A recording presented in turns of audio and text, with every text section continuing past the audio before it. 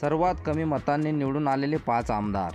मित्रांनो, 2024च्या महाराष्ट्र विधानसभेत महाराष्ट्रातील काही आमदारांना फक्त थोडक्या मतांनी विजय मिळवता आला आहे.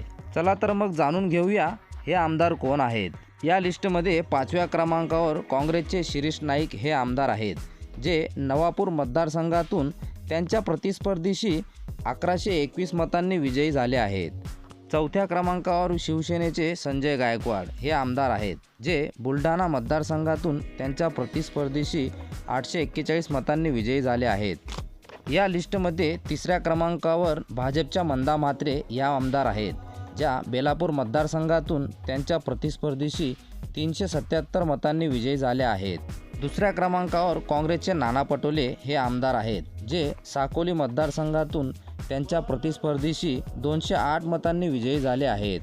या लिस्टमध्ये 1ल्या क्रमांकावर MIMचे मुफ्ती मोहम्मद इस्माईल हे आमदार आहेत, जे मालेगाव मध्य मतदारसंघातून त्यांच्या प्रतिस्पर्धीशी फक्त 162 मतांनी विजयी झाले आहेत.